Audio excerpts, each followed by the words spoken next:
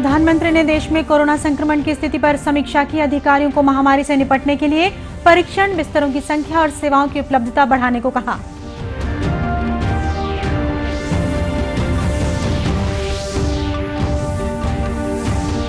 देश में कोरोना संक्रमण से स्वस्थ होने वालों की दर अब 50% से अधिक हुई। छत्तीसगढ़ में एक साथ 81 मरीजों को स्वस्थ होने के बाद अस्पताल से दी गई छुट्टी।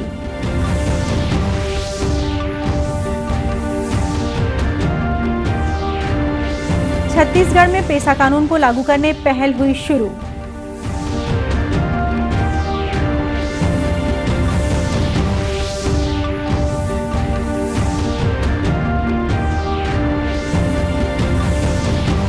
और आज विश्व रक्तदान दिवस, राज्यपाल ने लोगों से रक्तदान करने की अपील की।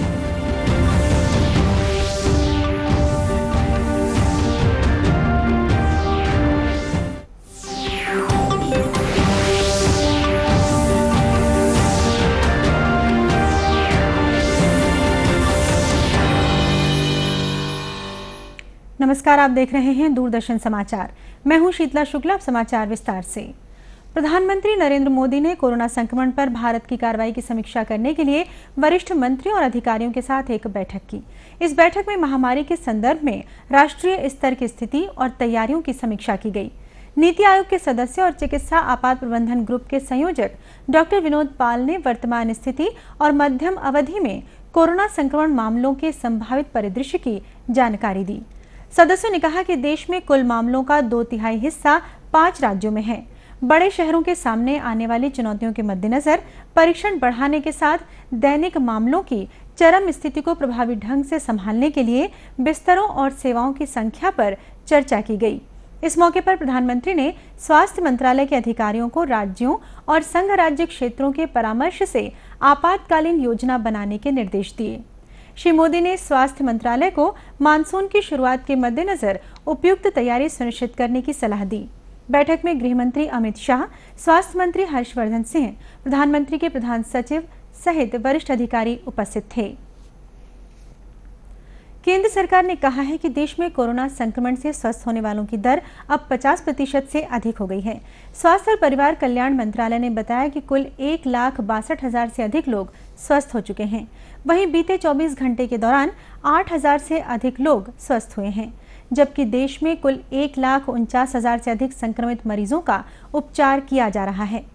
इधर छत्तीसगढ़ में बीते 24 घंटों के दौरान पहली बार एक साथ 81 मरीजों को स्वस्थ होने के बाद अस्पताल से छुट्टी दे दी गई है। इसके साथ ही स्वस्थ होने वाले मरीजों की संख्या 621 हो गई है। आधिकारिक जानकारी के अनुसार कवर्धा से 17, बालोद से 11, महासमुंद, रायगढ़, राजनांदगांव और रायपुर से 9-9, वहीं जशपुर से 5, गरियाबंद से 4, जांजगीर चांपा से 2 तथा बलौदाबाजार का 1 मरीज स्वस्थ हुआ है।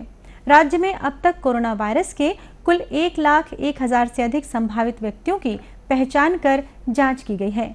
अभी तक 1512 कोरोना संक्रमित मरीजों की पहचान की गई है। इनमें 631 मरीज स्वस्थ हो चुके हैं। वहीं 875 मरीजों का उपचार किया जा रहा है। प्रदेश के स्वास्थ्य और परिवार कल्याण विभाग ने बताया कि वर्तमान में 57,000 से अधिक व्यक्ति होम क्वारंटाइन में हैं। वहीं राज्य के अलग अलग स्थानों में 1,52,000 से अधिक लोग क्वारंटाइन में रखे गए हैं। छत्तीसगढ़ में पेसा कानून को लागू करने पहल शुरू हो गई है। प्रदेश के पंचायत और ग्रामीण विकास मंत्री टीएस सिंहदेव ने अपने निवास कार्यालय में सर्व आदिवासी समाज तथा गैर सरकारी संगठनों के प्रतिनिधियों से पेसा कानून को जमीन पर उतारने, नियम तैयार करने के संबंध में विचार विमर्श किया। उन्होंने चर्चा में शामिल सभी लोगों से प्रदेश में इस कानून को प्रभावी तरीके से लागू करने सुझाव मांगे।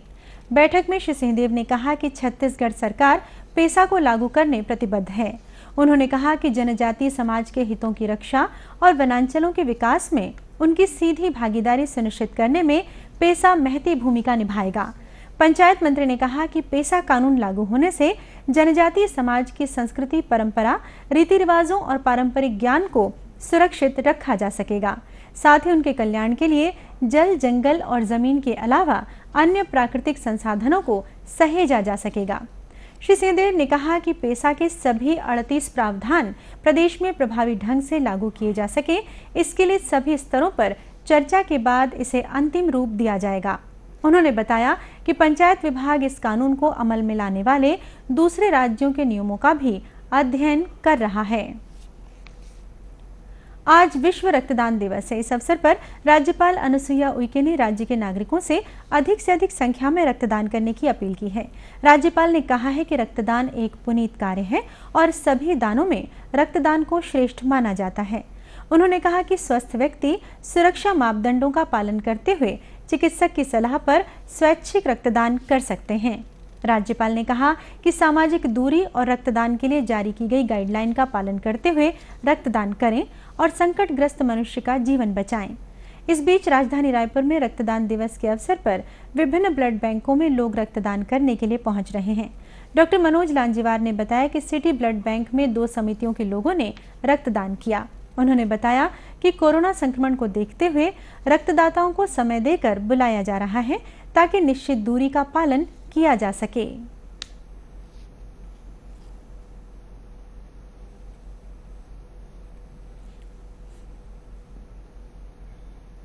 बहुत बड़ा कैंप लगाया जाता था, लेकिन कोरोना के कारण इस साल कैंप का बहुत ज़्यादा अरेंजमेंट नहीं किया है और इसमें जो कैंप चल भी रहे हैं उसमें सबको अलग अलग टाइम दिया।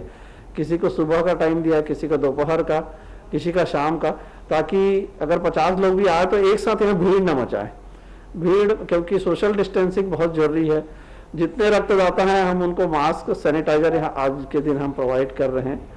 तो इस तरह की सुविधा हमारे ब्लड बैंक में है। वहीं रक्तदान करने आए रक्तदाताओं ने लोगों से आगे आकर रक्तदान करने की अपील की। महासमुंद जिले में दुर्लभ प्रजाति के वन्यजीव पेंगोलिन की तस्करी का मामला सामने आया है। इस मामले में बसना थाना की पुलिस ने 3 आरोपियों को गिरफ्तार किया है। पुलिस अधीक्षक प्रफुल्ल ठाकुर ने बताया कि आरोपियों को पुलिस ने बलौदा बाजार मार्ग के चनाट दलदली गांव के बीच हिरासत में लिया। इनके पास से जीवित पेंगोलिन जब्त किया है। बिल्कुल विलुप्त के कगार पे है, जिसको हम लोग इंग्लिश में पेंगुलिन और हिंदी में वज्र शक्र बोलते हैं। जिंदा बसना पुलिस ने पकड़ने में सफलता हासिल की है, जो कि 14 किलो का है। लगभग 40 सेंटीमीटर उसकी 40 इंच उसकी लंबाई है। पुलिस अधीक्षक ने बताया कि आरोपियों ने बार नवापारा के जंगल में जाल बिछाकर इस पेंगोलिन को पकड़ा था, जिसे बेचने के लिए वे ग्राहक तलाश रहे थे। पुलिस ने आरोपियों को हिरासत में लेने के बाद इस मामले को वन विभाग को सौंप दिया है। इस संबंध में वन मंडल अधिकारी मयंक पांडे ने मीडिया से बातचीत में बताया कि दुर्लभ वन्यजीव पेंगोलिन की अंतर्राष्ट्रीय बाजार में करोड़ों में कीमत है। पेंगोलिन का जो स्केल है उसका मार्केट बेसिकली इंडिया में है, कोलकाता और उड़ीसा के थ्रू ये मार्केट होता है और साउथ ईस्ट एशिया में इसकी काफ़ी कीमत है। साथ में जो चाइनीज़ मेडिसिन है, ट्रेडिशनल चाइनीज़ मेडिसिन, उसमें इसका उपयोग किया जाता है और 1.5 से 2 लाख रुपए प्रति किलो इसके स्केल्स बिकते हैं।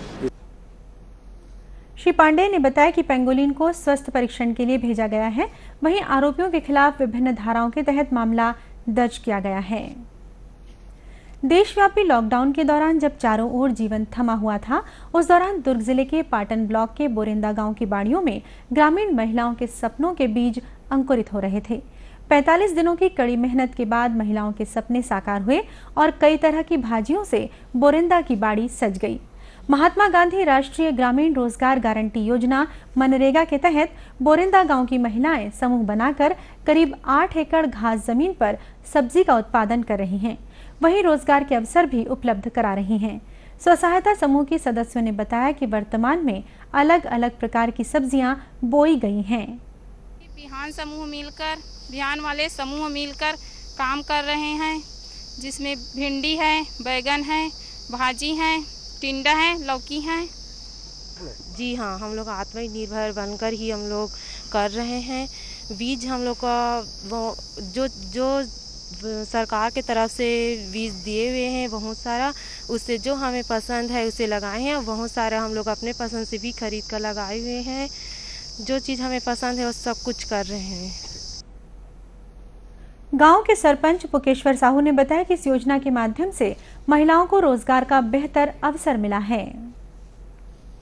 यह जो है केंद्र सरकार की योजना है, महात्मा गांधी मनरेगा तहत की योजना के तहत काम हो रहा है अपने यहाँ सब अपनी सब्जी बाड़ी का काम हो रहा है और अच्छे से डेवलप हो रहा है सर।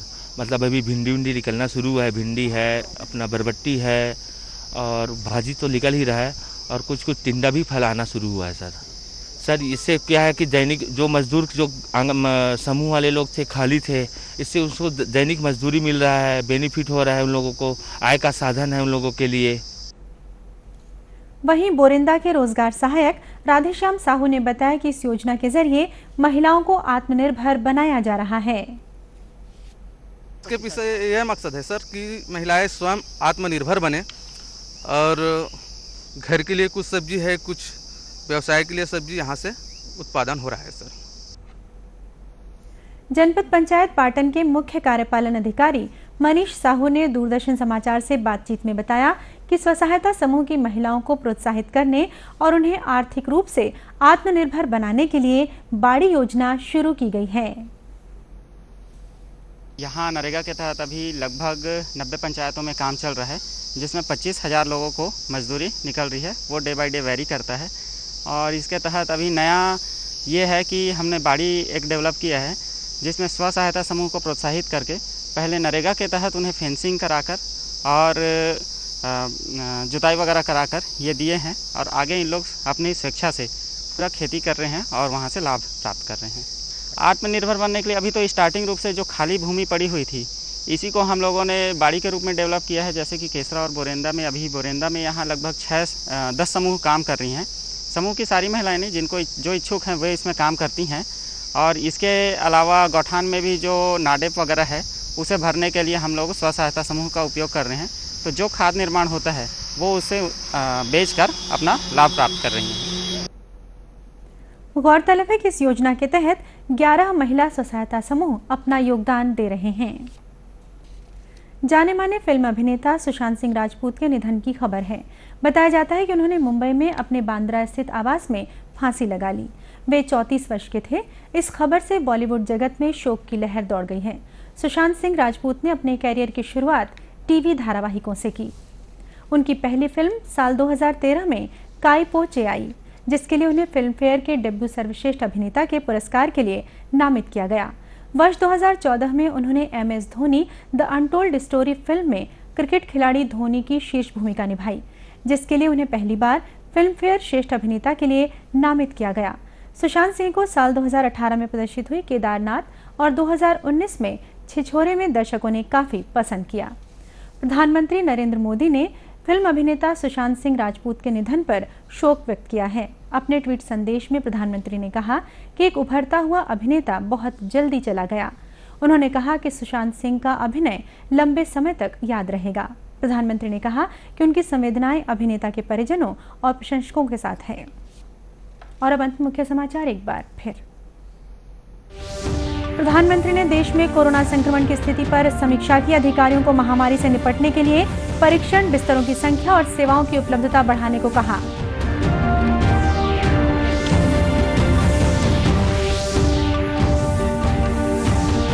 देश में कोरोना संक्रमण से स्वस्थ होने वालों की दर अब 50% से अधिक हुई। छत्तीसगढ़ में एक साथ 81 मरीजों को स्वस्थ होने के बाद अस्पताल से दी गई छुट्टी।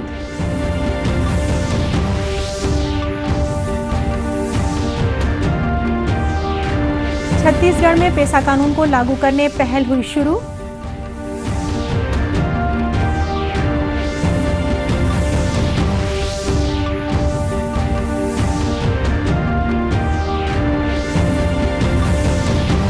और आज विश्व रक्तदान दिवस, राज्यपाल ने लोगों से रक्तदान करने की अपील की। इसी के साथ ये समाचार बुलेटिन समाप्त हुआ। नमस्कार।